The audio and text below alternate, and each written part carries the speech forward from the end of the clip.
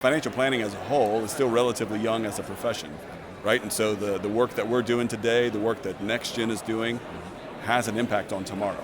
And I really believe that. So the work that y'all are doing with all of this and everything is impacting the future of this profession.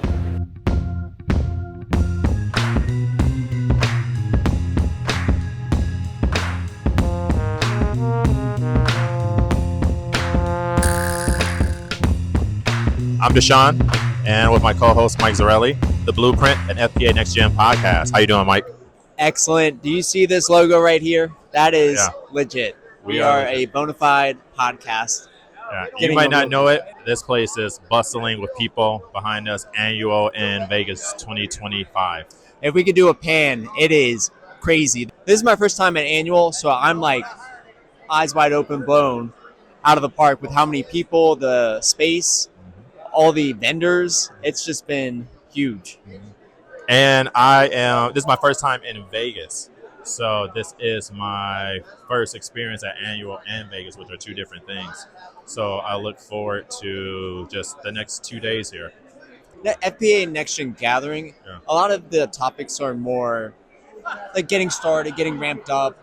And this is more advanced topics, I would say. So already the topics that I've seen, they're taking it to a next level. I'm already writing down pages on pages of notes to get started. So I'm pretty excited about that as well. I agree. I think the equity comp session was great. The knowledge circle is great. And also just meeting a lot of people for the first time in person that I never met at gathering. So it's like a whole new layer into the FPA ecosystem. So I guess what are you looking forward to over the next 2 days? Yeah, similarly to the episode we did for Gathering, I want to get some folks on here, do some quick interviews, and see what feedback do they have for this next generation of advisors. What are the things they should be doing, the successes, and also what should they be staying away from in building their careers? I'm just trying to be present. I feel whenever I leave these sessions, events, conferences, especially FPA related, I just feel so recharged mentally, but physically drained. But from a good time, not like, oh, it was so mundane. It's just like every day is a full day. It's challenging me across the board, but I don't feel like it's work. It feels like it's just effort and just being a part of this community. Absolutely. Obviously, being at a 800-person event, I think I heard 800. Yeah. That's going to be exhausting. You're talking with a lot of people, but it's also exciting, especially when you can learn something and be like, wow, I'm going to go back home and implement that. Or even just like that book is now in my Amazon cart. Yeah. That's good. So for everyone listening, everyone watching, this is FPA Annual 2025 live from Las Vegas. Enjoy. Hi guys, I am Noelle Lancaster. I'm a senior at Texas Tech University, and I actually just accepted my first job. I'm Associate Wealth Advisor come May. This is amazing. Congratulations. What's your involvement at the university? How did you get interest in financial planning and start from there? Yeah, absolutely. So I actually do a lot regarding the university. I work for a couple of organizations. Red to Black was originally pure financial coaching. So I help people create budgets completely free of charge. I work with another group called Key, and we do financial education presentations. So that's awesome. And I actually got into kind of the program from my mentor who worked for Edward Jones. And so he kind of recommended looking at the best schools, and Texas Tech was kind of on top. And so that's how I kind of looked into it. Okay, great. Now, what would you tell people who are in school deciding a major and haven't considered financial planning but have an interest in finance? What would you tell those people? Yeah, absolutely. We have a lot of students who are more of the finance, they're coming from finance and they're changing their major just because finance is more corporate. Whereas personal financial planning, you get this human aspect of it where you get to show empathy, you get to make an actual connection, and it's more about just numbers on a sheet.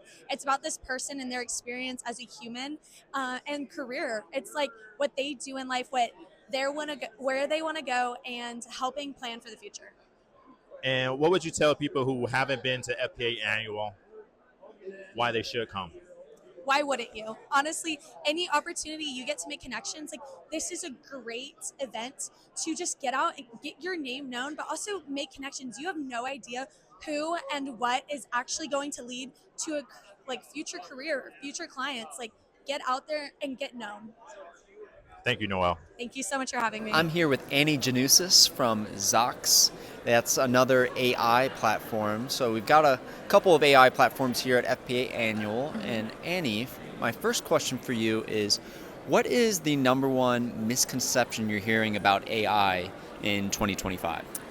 Yeah, probably, like it's coming for our jobs and it's going to replace all these people. And I don't see it that way. I think, and the way I see it is that we're trying to help people do their jobs better, even from the back office staff, the admin assistants who are helping with advisors with follow-up tests and everything, helping them do their jobs better so they can move faster, so then the advisors can move faster, and then everyone makes more money, and then everyone gets a raise. So that's how I look at it. I don't think it's scary at all. And also, these computers, they're stealing our information, and language learning models are, stealing information, and that's not how every AI tool is built. Yeah. You can have AI models that are contained in just your sphere, so there's no hallucinations because they're not going outside of that sphere, and there's no privacy concerns there too. So those are probably the two biggest ones. Absolutely. Those are good ones. Yeah. Okay, so Zox, you're for financial advisors, Yep. and what does your platform really do, and what are some of your favorite features? Yeah, absolutely. So we're an AI assistant from pre-meeting to post-meeting. Probably my favorite thing about Zox in general is just our integrations, how seamlessly and easily we connect with different CRMs, financial planning tools like eMoney, WealthBox, Redtail. Those are probably the big ones. But from a meeting summary afterwards, you can update contacts directly in WealthBox. So you're not clicking around a bunch. You can, before a meeting, do prep. And we'll pull in all the information from all of your different systems in one place to save you time and honestly probably do a better job of finding the information than you would clicking around. So we're more than just a meeting assistant. We really are built to be a pre to post meeting assistant. Even just, you can go to a contact in Zox and ask a question without there being a meeting. You could just ask what's their dog's name, or what is their 401k balance, so that's pretty much it. But It's really powerful being able to go, like you said, go to a contact, type in a question, it's reading through all the data, all the meeting notes, and then get an answer in 15 seconds. Totally, absolutely. Yeah, people are saying generally what we're hearing is 8 to 10, sometimes 12 hours a week people are getting back just from the administrative burden that we're taking off their plates, both for them directly and, like I said, their staff too. So that's an entire workday you get back just with one tool. So absolutely. Well, very exciting. Thanks for being on the podcast. Yeah, thanks for having me. Hey everyone, Deshawn. We're back, FPA Annual Vegas 2025. I'm here with Mary Rose from Snappy Kraken. How are you doing, Mary Rose? I'm good. How are you? Can you tell our audience what is Snappy Kraken? Snappy Kraken is an automated marketing platform. So we are a comprehensive solution for all of your marketing needs, website, email, social media, text. And really our main goal is to help advisors grow their business. Why do new advisors need to think about these options or resources that are out there? Absolutely. I think, whenever you go into any business, you're going into it because you're good at what you do. And so in this instance, you're good at being a financial advisor. Marketing always kind of gets to be put on the back burner because that's not an instinctual activity for them, but it is something that is ultimately going to help their business grow, right? Whether it's through lead generation or nurturing existing clients or prospects that they have. And so really for advisors, it's important for them to think about, how do you want to grow your business? I think at some point down the road, the valuation of your business is going to depend on, the revenue, the AUM that you have under it. So really marketing becomes a growth catalyst for advisors. What are some of the hurdles that you maybe come across younger advisors as they're considering marketing versus sales and business development? Because they're all not the same. And all the channels are different, and they're being thrown so many different options. What's your experience like dealing with those advisors? Yeah, I think ultimately advisors, whether you're newer in the game or even just later on in the game, you have to look at it as an investment in your business. And if you can look at marketing or any platform or technology as an investment in your business, then I think it's easier to kind of say yes to a solution or say yes to maybe outsourcing something that's not necessarily a strength of yours. And so that's what I would say is recognizing that it is an investment in your business. And if you choose a solution like ours, we actually have do it for them programs that this is what we do, live and breathe, right? So this is our expertise, and so all we're trying to do is really lend our expertise to them to help them grow their business, and they can focus on what they do best. Thank you, Mary Rose. All right, everyone. I'm here with Michael Pumphrey. Great name, by the way. Hey there. Tell us a little bit about you. Yep, thank you, Mike.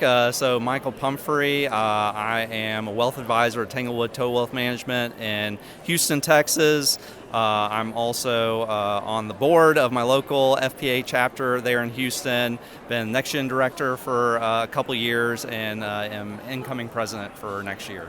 Excellent. And you're doing a great job there in Houston with the FPA. Thank you. Well, luckily we have a lot of great, national leadership who are helping to, give us a lot of support, and so, the great team has, been a strong part of being able to do great programming at the local level. Absolutely. Okay, so our listeners are pretty green, new to the industry, or students, 1 to 5 years, and maybe they haven't been to a conference yet. So what tips or tricks would you give for someone that is planning to attend a conference in 2026, and what should they be looking for? Yeah, well, this is actually my very first FPA National Conference, so I'm a bit of a newbie myself, and again, as a career changer, only 4 years in the industry. I mean, I know I have a lot of gray and not much up top, but looks can be deceiving. But I think just come with an open mind. Come with kind of an open heart as well, and be open to meeting people and talking and having those conversations, because I think that's as much of what it's about. Sure, the education sessions are great in the CE, but I think it's more about just kind of those one-on-one connections that you make that really make it worthwhile. Yeah, absolutely. Get past the fear of talking to new people, meeting people. It's really what it's about. Yeah, I know. For myself, I always have a little bit of anxiety going up to tables and talking to booths and sponsors and things like that. But you can really learn a lot, and there's great ways in which they can support you in your development. So just keep that in mind. Absolutely. Okay, last question. We're midway through day 2. What has been your favorite session so far? I would say that I really enjoyed the research showcase that the Journal of Financial Planning put on. It's like 3 in an hour, so you get a lot of bang for your buck, and the topics were diverse, and you get to kind of learn about what's the latest and greatest research going on in the field that you can kind of help implement into your practice. So I really enjoyed those sessions. Absolutely. Shout out to the Journal of Financial Planning. We love them. Their booth is right next to us, right behind us. So cheers. Thanks. I'm here with Dallin Birmingham, who is representing Jump AI. How are you doing today, Dallin? Doing really well. Thanks. Thanks for joining us. So FPA NexGen podcast is really here to shed light on up and coming advisors, but we're all being bombarded with AI as the next generation industrial revolution, you name it. What should new advisors know about AI as they're starting to shape their career? Yeah, I think there's a lot of fear about AI right now. I think the one thing for those new advisors is don't fear AI. The change is already coming. We can't put the genie back in the bottle per se. So I would just say don't fear it, embrace it, and I don't think it's going to replace you as long as you keep human interaction at the center of what you do, which is really easy to do as an advisor. You're meeting with clients all the time. As long as you keep that human connection, you're irreplaceable. What are some ways that advisors, or from your experience, that people didn't even realize, I can do this now? That's not a later tool or a later tactic. Yeah. What can they do now that you're seeing in this space? I think interacting with their data or being able to analyze their data and have AI, kind of point out trends to them and like, hey, based on your last meetings that you've had with clients, here are the most, topics that came up the most, right? Things of that nature where you're able to just analyze and act on data that you wouldn't have even really known about before. I think that's number one.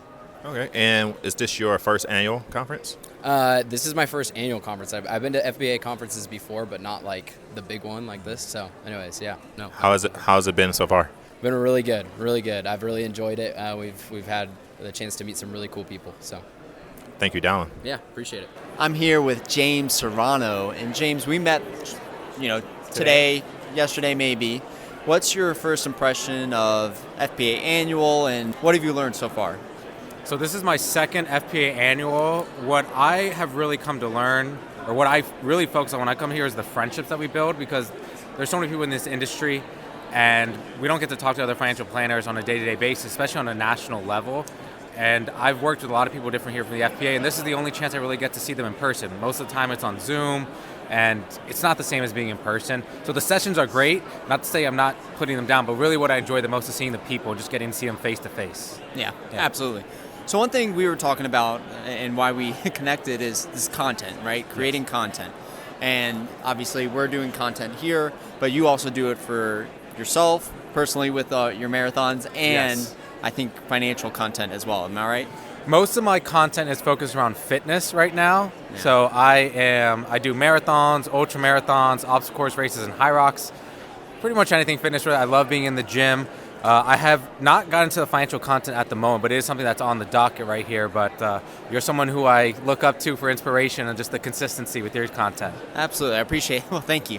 Okay, you've been creating content though, fitness-wise. What are some tips, tricks for people that want to get started with doing that?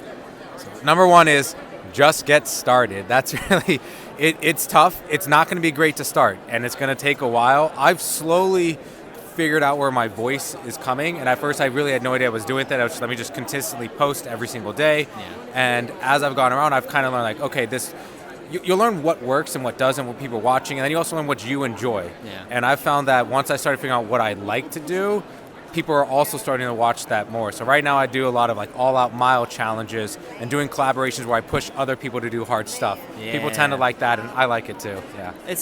So be authentic through your content and find your voice. Yes, exactly. And just start. Don't be afraid that too many people are afraid about looking bad. And if you're always afraid about looking bad, you're never going to get better. Absolutely. Yeah.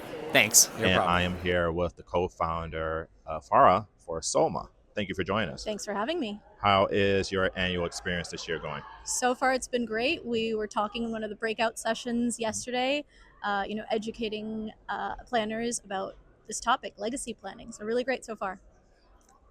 Okay, let's just jump right in right there. What is legacy planning? If I am a young advisor, I might be under assumption that it's only investments. Not at all. How would you break it down to someone who's new coming into the industry? For us, legacy planning is an extension of estate planning. So it's not just about a will, a trust, or life insurance. It's much more than that. It's gathering all the relevant information, documents, content for your loved ones to make sure they have access in case they need it, whether it's an emergency or the day you're not around. Okay, I mean, one layer deeper than that, what's something that you see or hear as far as common misconceptions around legacy planning, estate planning, just based on your experience at Soma? When we talk about the space, many people say, I have a will or I have life insurance, I'm all set. And they think that's enough, but the reality is there's so much more to it. Mm-hmm. And people only realize what that more is when something happens, when someone passes away. And at that point, it's a little too late to really do this type of planning. So with legacy planning tools like ours, people can be proactive. People can get everything organized, get their ducks in a row, essentially, and live more with peace of mind. Slight pivot. You are a co-founder, so you come from the corporate space, and you decided to start a company in financial advising space. Why? So for me, my background is really varied. I've worked in corporates, I've worked in startups, and the business we've built today is not exclusively for financial planners. We work with a lot of different advisors and professionals in the space. That could be estate attorneys, hospice, retirement homes, really any business or professional that has clients thinking of this topic. It's just something I always wanted to do, and this was a personal need. This was something both my co-founder and I experienced when respective people in our families passed away, and we realized there had to be a better way. Now that's interesting, right? You say you have a varied background and now you're a founder. How did you use those skills from your tenure, your career to launch this? And I'm asking this question to learn more about the mind frame, because we have a ton of career changers, including myself, who are maybe a little bit nervous, a little anxious. Like, how does this translate to an advisor or my next step? Could you walk us through that just a little bit? Sure thing. So my experience has been varied both geographically, by sector, and by function. Yeah. So for me, learning new skills and applying those skills to really impact the business has always been something that I've done. One thing I'd say for advisors who are new or trying to do transitions, they're going to be people who say, you haven't done this before, you don't have the experience, you can't do it. That's false. If you want to do something, there are ways to figure it out. I think this was something someone told me earlier on in my career, that everything you do doesn't have to be a straight shot from where you are to where you want to be. You can take some zigs and zags along the way, but you have to make sure that everything you do is leading towards your ultimate goal. Thank you, Farah. Thank you so much. All right, I'm here with Josh Pierce from Wyoming. Look at that hat. Tell us about the hat. So the hat is the secret to conferences, because anytime that I go around to conferences, number one, we got to represent our own culture that, out in the state of Wyoming, the cowboy culture. But number two, everybody comes up and talks to you because everybody's got to say something about the hat. So it's a great networking opportunity. Plus, I'm 6'5" tall, so I stand out like a sore thumb. Yeah, that's true. And the proof's in the pudding, because that's how I started talking to you. Exactly. That's how I wound up here. Yeah, exactly. Okay, so tell us a little bit about your story. You started a firm. Tell us about that. Yep.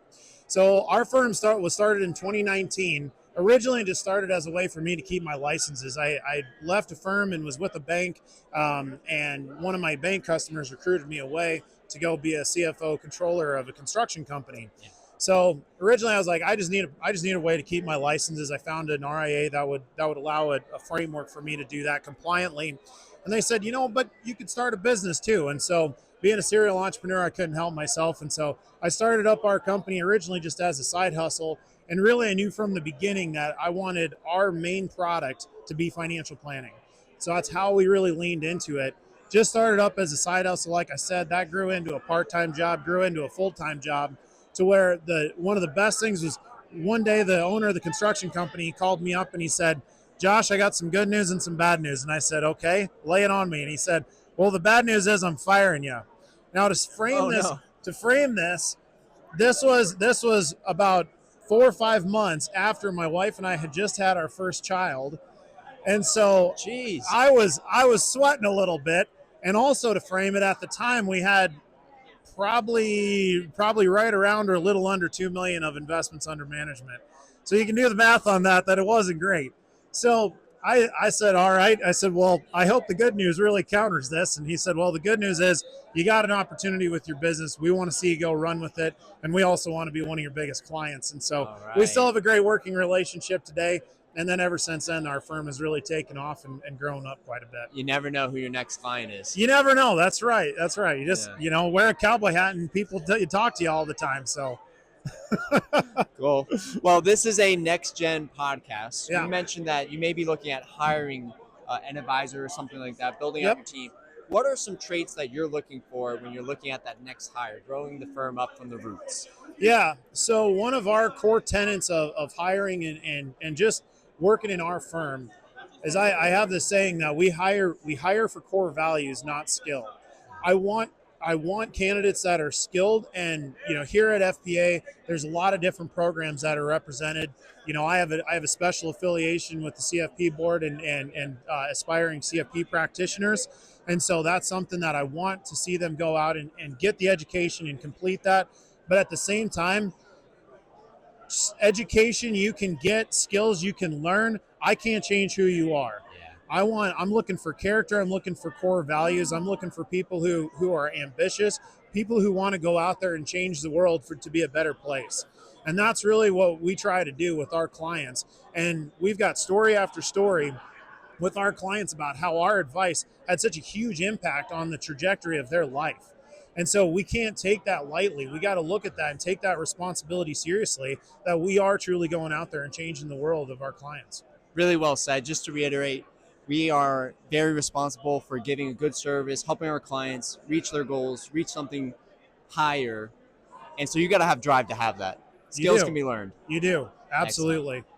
Josh, thanks for being on the podcast. Thanks for having me. Appreciate it. I'm here with Eddie, who is a student at Cal State Fullerton. Yes. And tell us about yourself, Eddie. How did you get here today at Annual? Yeah, awesome. Well, thank you, Deshawn. It's great to be here. I kind of got connected with the FPA National Conference actually through the financial planning program at Cal State Fullerton, and it's been really great so far. You know, I'm going to start taking the classes next semester to kind of fulfill that education requirement for the CFP exam. And beyond those classes, the program just offers a lot of really cool opportunities to kind of get in touch with the kind of regional chapters of the FPA, with FPA of Orange County, but also just with national events like this conference. What sparked your interest in financial planning? Because this is a relatively new profession. Yeah, of course. I think what sparked my interest is that the way that I went about narrowing my focus was by finding out what I didn't like. And I tried some roles kind of on the institutional side of finance, and it didn't really have that spark that you were asking me about. So I kind of pivoted to what I like to see as the other side of finance, with personal finance. And I thought, you know, if I dive all in on this, I'm sure I'll really enjoy it because I know I like finance. And so far, I've just kind of tried to take every opportunity that's come to me, and it's been working out great so far. What are your thoughts on the sessions thus far? You know, have you met any cool people? Have you learned anything interesting? You know, what are your thoughts on the conference itself? Yeah, the conference has been really great so far. I think there's been a good balance of kind of some like casual networking sessions like this one, and then also hearing from some really cool guest speakers. So one of my favorites so far has been kind of a motivational type guest speaker. He has his own consulting firm where he consults financial advisors and financial advising firms on how they can be more efficient and operate better. So he had some really great tips that he gave the audience that we could start implementing in our conversations like as quick as tomorrow. So having those quick little takeaways that I can kind of take away from this conference and improve how I go about my day-to-day life are really valuable.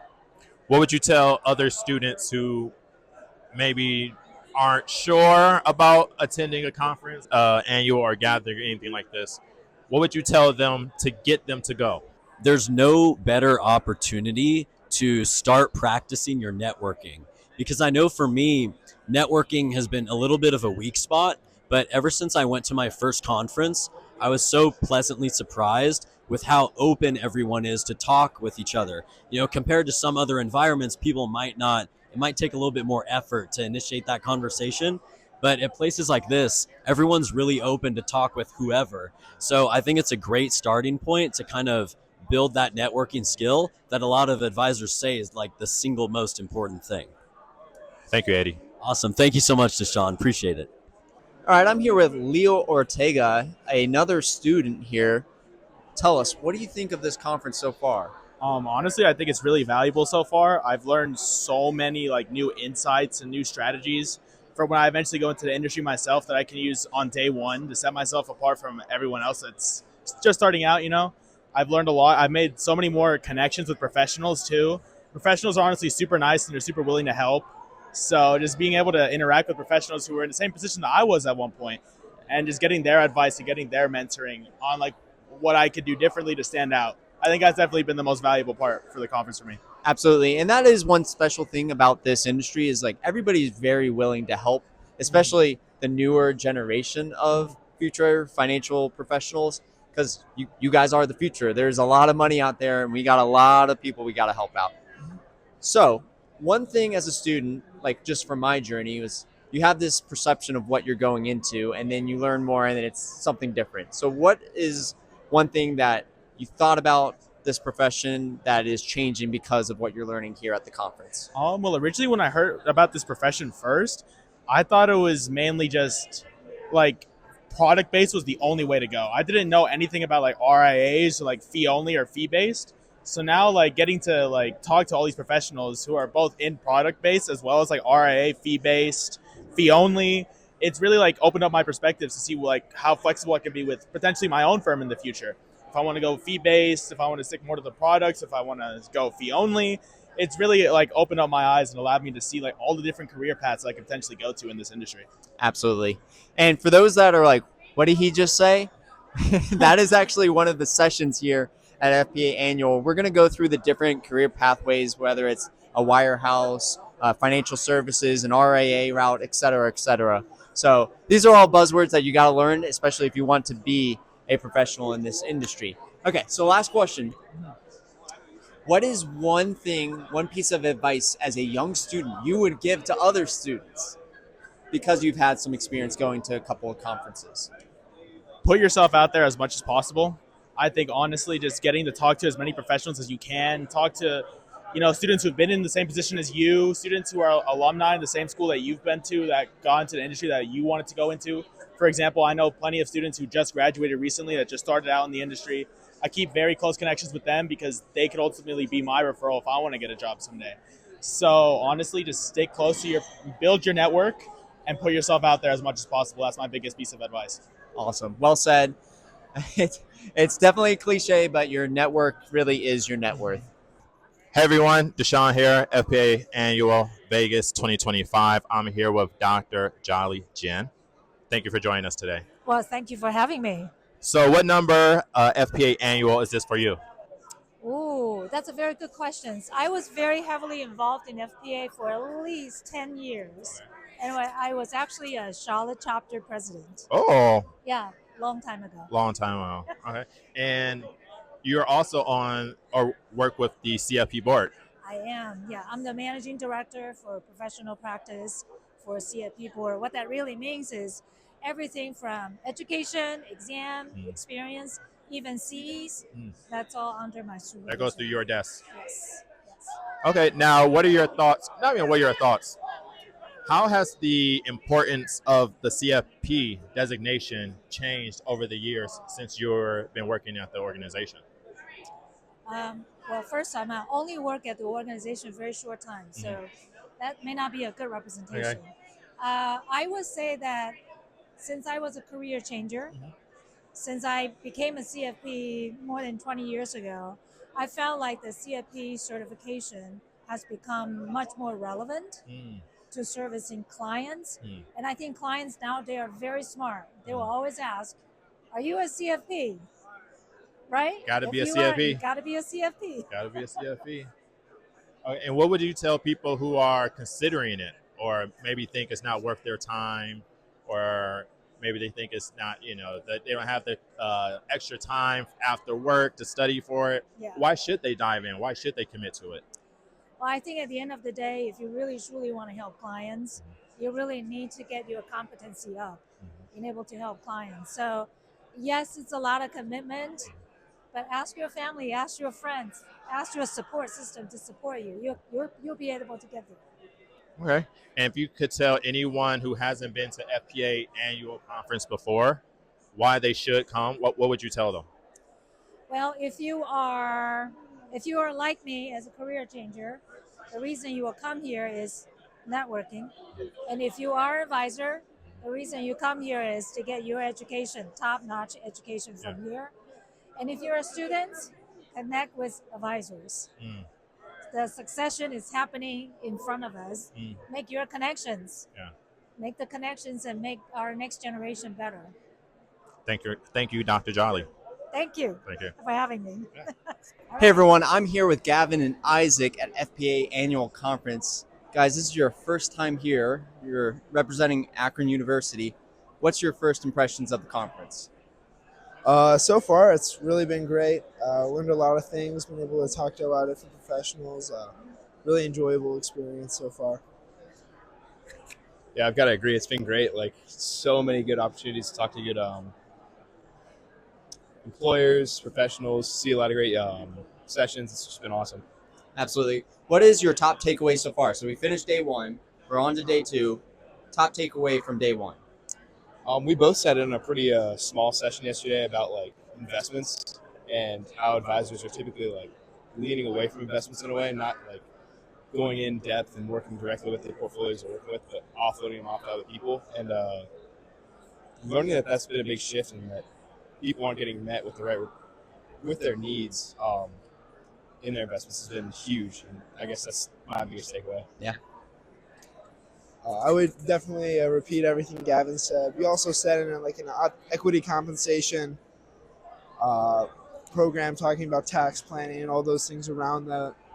And it was honestly one of the most fascinating sessions I've ever been to. I was like having to look up different terms during the time, but it was moving fast and we were learning so much. And it was like, I can't wait to learn about this more. Like, if this is like stuff you can do inside the industry, like I'm so excited. Absolutely. A lot of jargon, so there is a learning curve, but you guys are learning a lot of great stuff. Okay, last question for both of you. For somebody that couldn't come, what is maybe something that, maybe a piece of advice that you're picking up here that you want to share that would help somebody else that maybe is a junior, senior, not quite sure what this whole financial planning industry is about? Yeah, I would say just like honestly soak in everything you can. The industry's so broad and there's so many different directions you can go under financial planning that you just got to know what you want and really soak it in, learn everything, find what avenue fits you best and what type of work experience and what, I guess, sector you want to go into. And I think that's the biggest thing you can learn before you get into the actual industry yourself. Absolutely. Be a sponge in a way. Totally. Yeah, like if you can't come to an event like this, like I know going to local chapter meetings and stuff like that, I have learned so much from here, but like being at an event like this is just such an amazing experience, being able to travel to new places, talk to so many different people who have completely different opinions, so you can pick up every single different thing.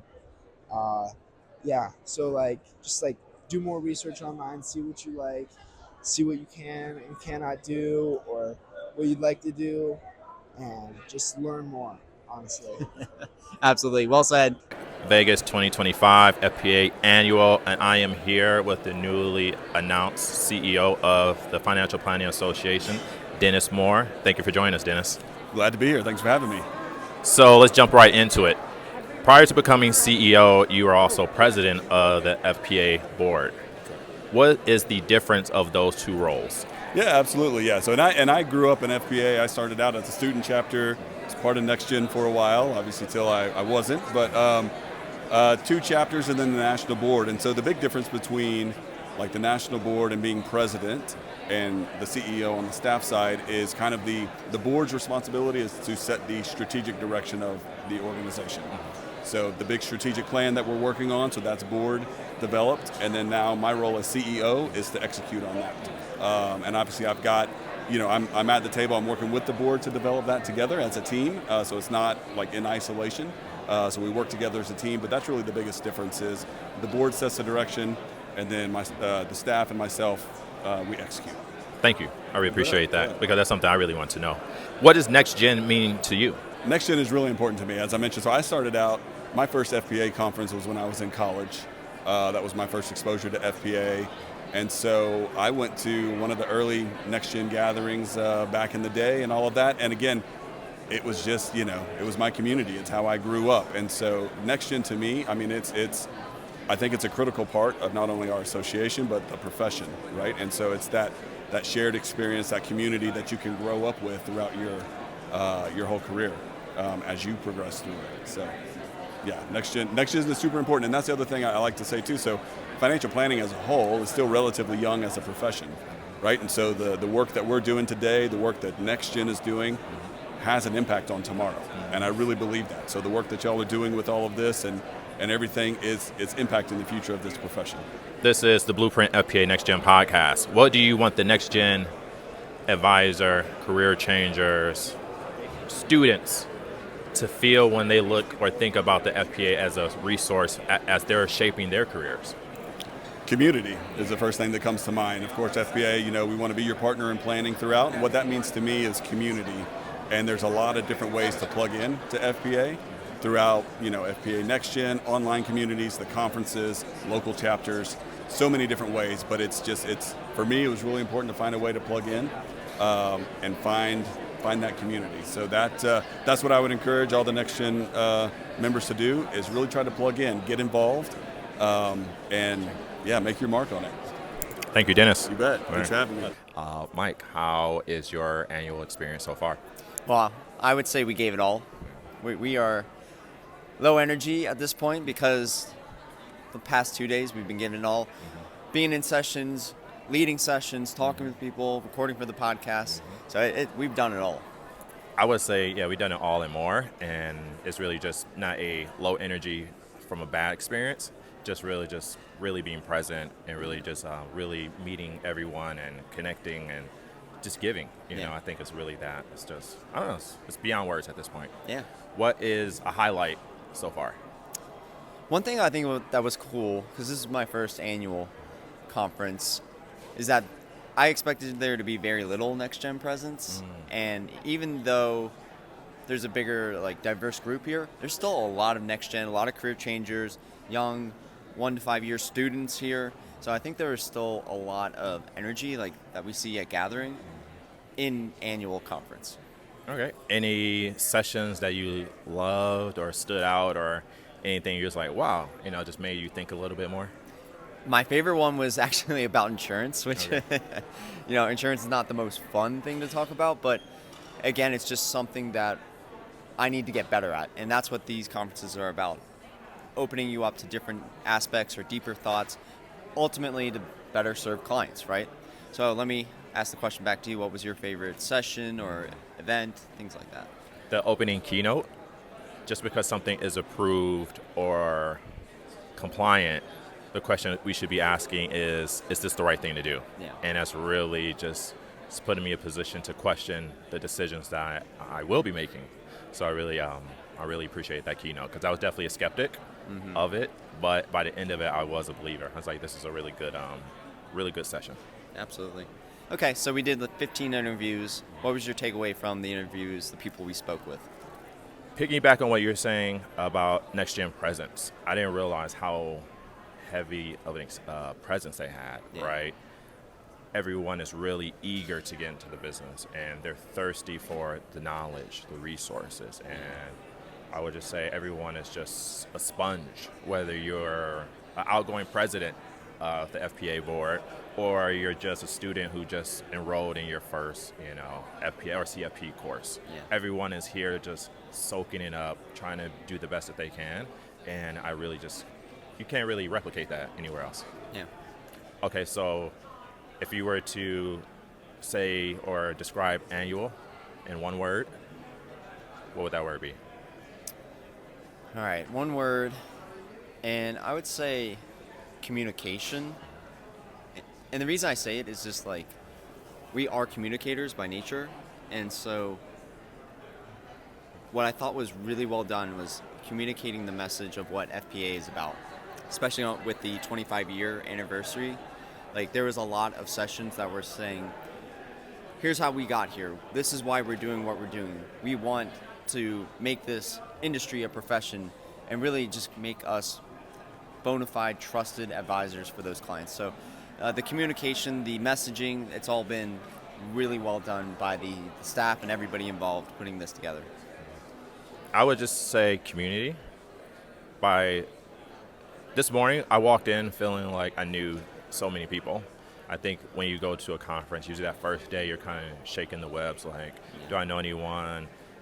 Am I going to connect with anyone? And today, I walked in here day 3 and just I know so many people here, and it's just such a welcoming experience because it's reciprocated both ways, right? I think a lot of people have come to us and just opening conversations about the pod or just in general, what are you doing?